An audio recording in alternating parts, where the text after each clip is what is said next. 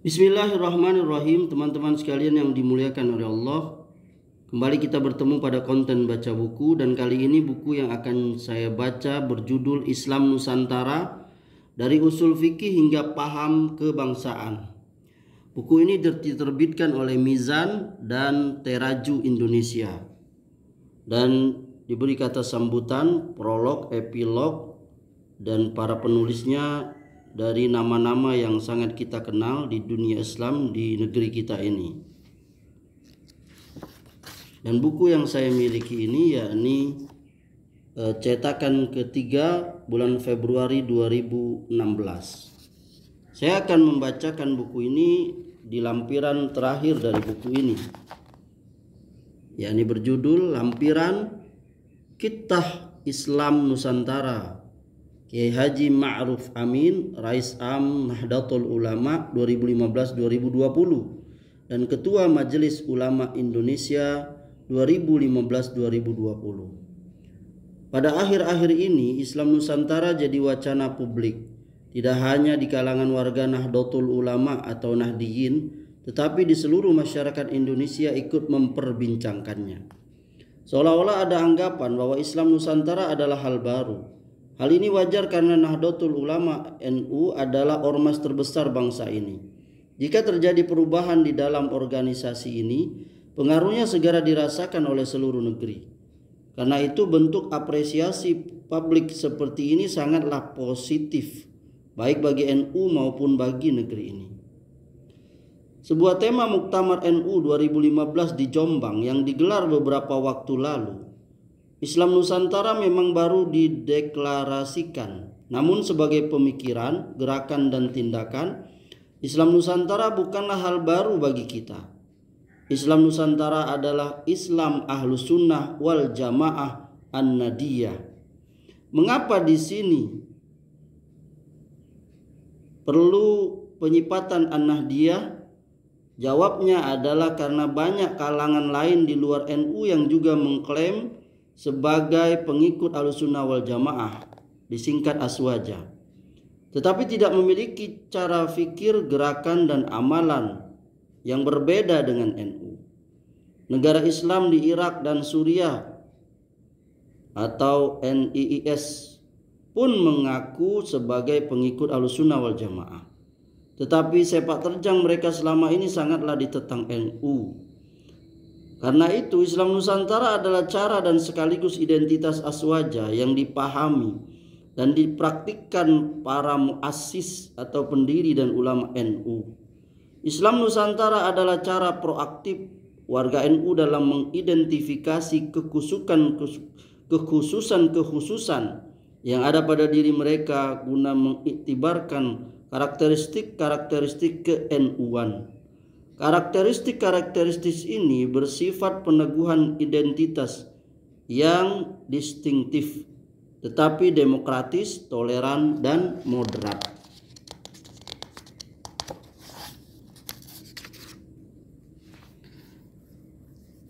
Tiga pilar.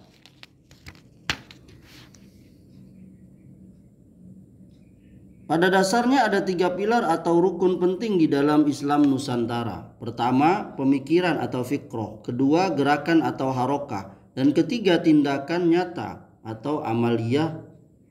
Pilar pertama, pemikiran, meliputi cara berpikir yang moderat atau tawasud. Artinya, Islam Nusantara berada dalam posisi yang tidak tekstualis tetapi juga tidak liberal. Tekstualis dimaksud adalah berpikir secara kaku pada nas, jumud, sebagaimana yang terjadi pada kaum Wahabi di dalam memahami teks-teks Al-Quran. Salah satu pernyataan Imam Al-Qarafi, ulama ahlu usul fikih, ya, al-jumud alal al-mangkulat abadan dolal fi din wa jahal bi maqasidihi. Pembacaan statis tanpa tafsir terhadap nas merupakan bentuk dari kekeliruan beragama dan ketidaktahuan akan tujuan-tujuan agama. Liberal dimaksud adalah cara berpikir yang bebas tanpa mengindahkan metodologi yang disepakati di kalangan ulama yang dijadikan pegangan berfikir di kalangan NU. Pilar kedua adalah gerakan, artinya semangat yang mengendalikan Islam Nusantara itu ditujukan pada perbaikan-perbaikan.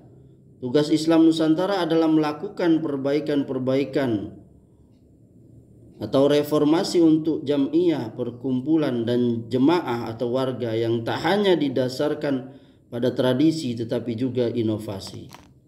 Reformasi Islam Nusantara adalah reformasi menuju tahapan yang lebih baik dan secara terus-menerus. Jadi posisi Islam Nusantara bukan hanya mengambil hal yang baik saja, karena istilah mengambil itu fasih, tetapi juga melakukan inovasi, mencipta yang terbaik dan terbaik. Prosesnya terus-menerus. Inovasi pun tak cukup, juga harus dibarengi dengan sikap aktif dan kritis. Pilar ketiga adalah amaliyah. Islam Nusantara sebagai identitas aswaja NU menekankan bahwa segala hal yang dilakukan Nahdiyin harus lahir dari dasar pemikiran yang berlandaskan pada fikih dan usul fikih. Disiplin yang menjadi dasar kita untuk menyambungkan amaliyah yang diperintah Al-Quran dan Sunnah Nabi. Dengan cara demikian, amaliyah Islam Nusantara itu sangat menghormati pada tradisi-tradisi serta budaya yang telah berlangsung sejak lama di tengah masyarakat. Tradisi atau budaya yang di dalam usul fikih disebut al-uruf atau adat tidak begitu saja diberangus, tetapi dirawat sepanjang tidak menyimpang dari nilai-nilai ajaran Islam. Praktik keagamaan demikian inilah pada dasarnya yang dilakukan Wali Songo dan kemudian diwariskan para pendiri NU kepada kita semua. Penanda Islam Nusantara. Ada 5 penanda Islam Nusantara. Pertama, reformasi. Artinya pemikiran, gerakan, dan amalan yang dilakukan para Nahdiyin selalu berorientasi pada perbaikan. Pada aspek pemikiran, misalnya selalu ada perkembangan di sana. Dan karena itu, pemikiran Islam Nusantara adalah pemikiran yang ditujukan untuk perbaikan terus. Cara berpikirnya adalah tidak statis dan juga tidak kelewat batas.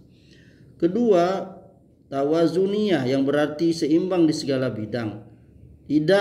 Jika sebuah gerakan diimplementasikan, maka aspek keseimbangan juga harus dijadikan pertimbangan. Tawazuniyah ini menimbang dengan keadilan. Ketiga, tatawuiyah yang berarti sukarela.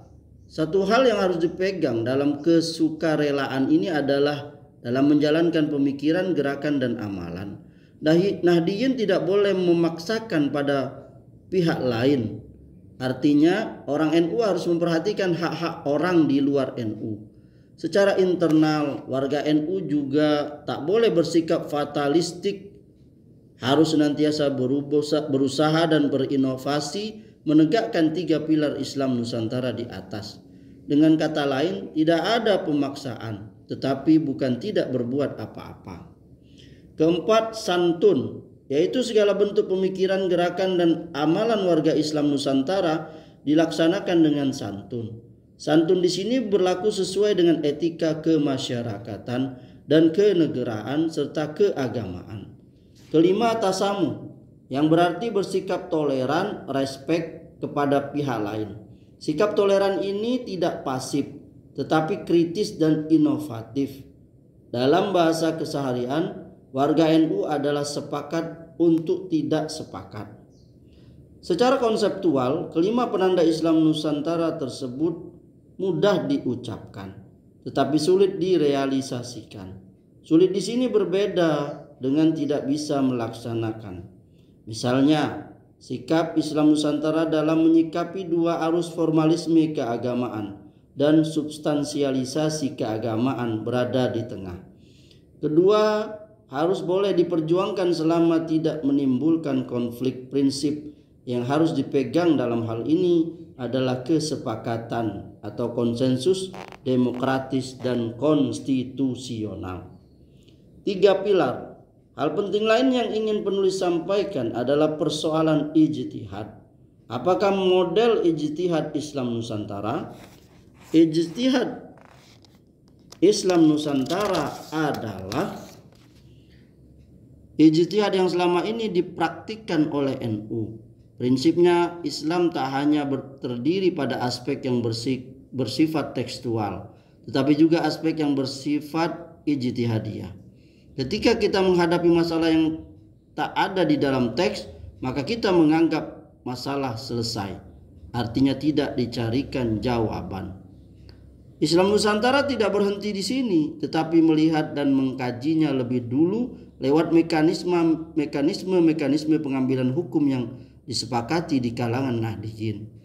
Hasil dari mekanisme metodologi hukum ini harus dibaca lagi dari perspektif Al-Quran dan Sunnah.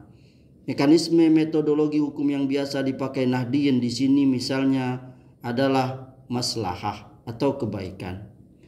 Ilustrasinya, jika sebuah amalan tak ada di rujukan tekstualnya, tetapi ia membawa kebaikan di tengah masyarakat, hal itu justru harus dilestarikan.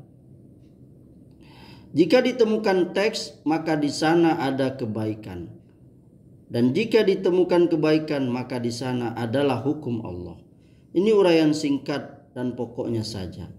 Pembahasan lebih lanjut akan dilakukan di ruang yang lebih luas.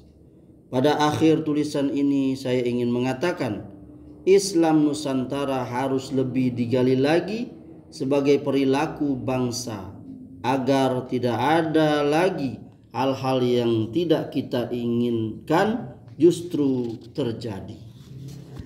Semoga bermanfaat.